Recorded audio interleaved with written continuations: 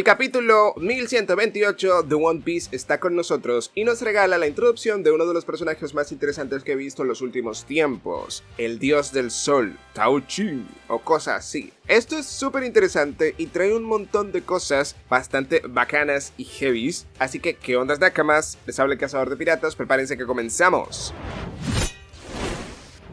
Un segundo dios del sol, esto es interesante, pero antes de llegar a ese punto, hay que empezar desde el inicio. La figura de Dios no es nueva y muchísimas veces a lo largo de toda la historia de One Piece se ha utilizado más como un recurso para reconocer algo fuera de este mundo, algo grandioso, algo genial, pero también solo como un título de presidente. En Skypiea el título de Dios tenía ambas cuestiones, era algo como que él tenía habilidades que parecían muy sacadas de la cotidianidad, aunque ya sabemos que sí, que se puede llegar a ese nivel, pero también era el comandante general, vamos a decirlo así, era el líder y ya, presidente. Entonces, lejos de las connotaciones divinas con las que estos seres se desenvuelven en otras series, ya saben que tienen poderes y habilidades que nadie más puede alcanzar, pues aquí es más o menos un grado especial que se le da a las personas, pero también que suele estar ligado a quienes controlan el poder. Fíjense que los Tenryubitos son vistos como los dioses del mundo, no porque sean geniales, son un montón de pejelagartos, sino que estos son los que controlan el mundo y por ende tienen el poder y por ende son vistos como los dioses. Es una forma muy orgullosa y muy egocéntrica de autoproclamarse. Entonces aquí pasa algo interesante, pues estamos en el país de los dioses, donde todo el mundo es un dios, y si todo el mundo es un dios, pues nadie lo es, ¿verdad?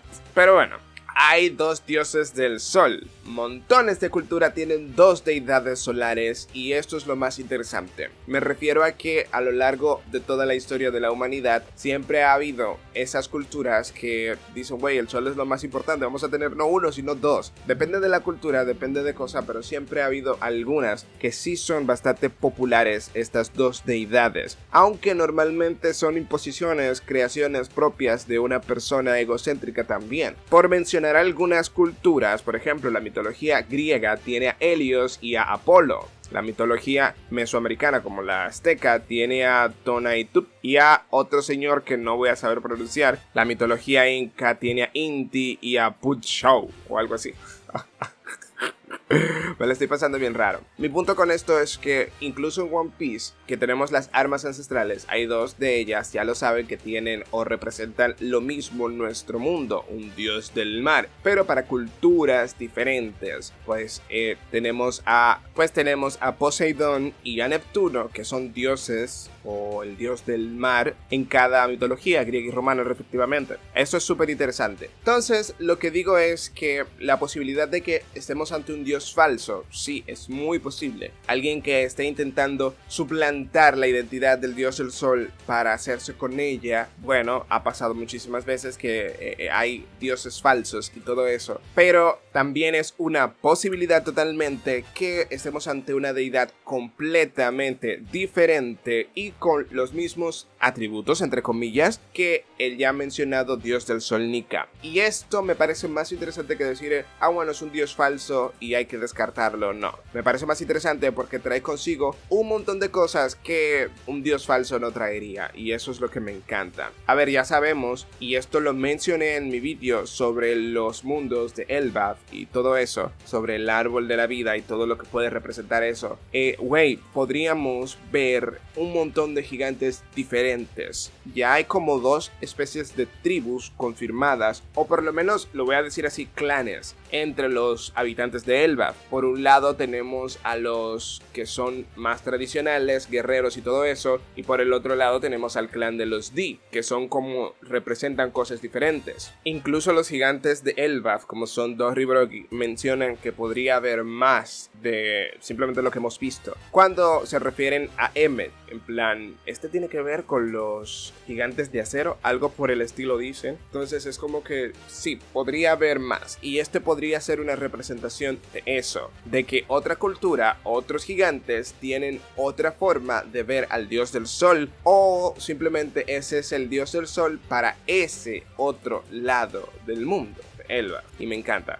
Pero hablemos de lo que vimos recientemente en el capítulo. Taiyo Shin, ya saben, Sol y Dios. Nombre está ligado a la cultura japonesa, al folclore japonés. Ya saben que Wano viene de esa misma cultura y tiene sentido. El país del sol naciente. Me encanta que represente Oda su cultura en su obra bastante. Entonces sí, me parece genial. Pero así como pueden verlo, esto es un nombre genérico. Y me parece que como nombre genérico es dado por los presos, por las personas que están siendo esclavizadas por él. ¿Por qué? Porque él tiene un escudo solar, tiene esas referencias a dioses del sol, y como estamos en el país de los dioses, todo parece estar nombrado como, güey, dios de esto, dios de lo otro. Y ya sabemos que esto es solamente la forma en la que las personas que están presas aquí están como nombrando la realidad en la que viven ahora. Este hecho, esta es la razón por la que muchas culturas tenían tantos dioses, porque intentaban explicar la realidad a través de mitos. Ah, no, pues que hay eclipses, pues eso es que el dios del sol perdió contra este otro dios y por eso. Y solamente cuando gane esta pelea va a ser liberado el sol de nuevo. ¿Sabes? Ese tipo de cosas implicaba esos fenómenos que hoy nosotros podemos entender. Y es que sin duda creo que Taiyo Shin no es él quien se nombra a sí mismo como dios del sol, sino los presos, los esclavos que están viviendo en su mundo. Creo que hubiese sido también como dios de la calavera o dios algo así, gigante, ¿sabes? Un término más raro, pero creo que al ver tantas referencias al sol, estos apelaron a ese lado y dijeron, bueno, pues es el dios del sol. Y porque recordemos que los dioses solares tienen ciertas características bonachonas y también tienen un lado oscuro. Esta es la razón por la que me parece tan atractivo el término de que existan dos dioses y que Nika sea el que representa todo lo bonito, todo lo bueno, y Taiyo sea el que representa todo lo diabólico y maligno. Paréntesis, puede que la hipótesis sobre que este nombre es dado por los que están ahí, ya saben, esclavos y todo eso, lo que acabo de mencionar, puede que no sea tan así, pues recientemente, buscando información para este vídeo, me di cuenta o vi este tweet del bueno de Odencraft, donde la imagen, la representación de este dios, o algo muy similar a eso, es vista en el mascarón de los nuevos piratas gigantes. No es tal cual, saben, un clon no es, sino más bien es una curiosidad que me pareció como muy útil. Quizás estos nuevos piratas gigantes estén, digámoslo así, adorando la nueva versión del dios del sol, o que de hecho culturalmente hay gigantes que adoran esto como dios del sol y hay otros que adoran a Nika y todo lo que representa. Entonces también es bueno y válido mencionarlo. A ver, si nos ponemos a pensar en las cosas buenas y malas que representan los dioses solares como concepciones generales, pues cada dios tiene sus razones particulares de ser, su forma de ser. O sea, desde la realidad de, por ejemplo, los egipcios, esto tenían unas concepciones bastante interesantes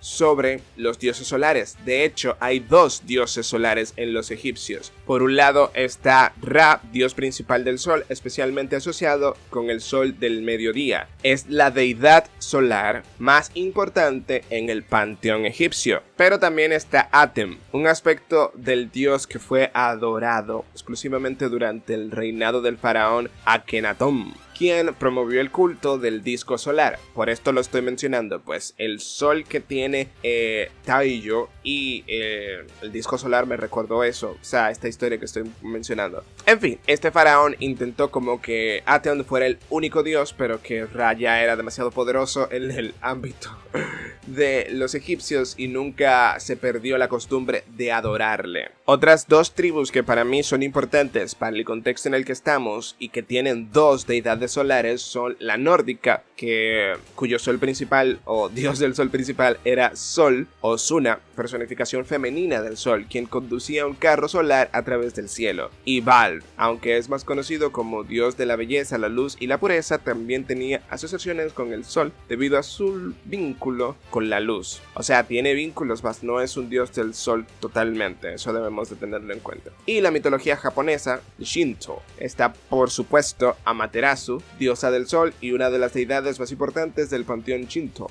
es la diosa de la luz solar y la justicia. Y está también Hiru no Kami, dios menos conocido y relacionado con el sol en algunos mitos antiguos japoneses. A veces es considerado como una representación del sol, aunque Amaterasu es la figura principal. Todos estos dioses, como ya mencioné, son vistos como lo bueno, pues a final de cuentas recordemos que el sol era como la fuente de vida, la fuente de energía, de luz, era la que ayudaba en la agricultura. Entonces por eso tiene tanta presencia en las culturas antiguas como un dios de los más importantes. Sin sol, créanme que la gente lo pasaba mal, no había luz embotellada como tenemos nosotros ahora, y la oscuridad de la noche era muy peligrosa para nuestros antiguos. Entonces el sol sí era una figura bastante importante y vista como cosa buena, pero tenía sus connotaciones malas, pues antes los dioses tenían esa dualidad, tenían cosas muy buenas, muy interesantes y muy bondadosas, pero también podían ser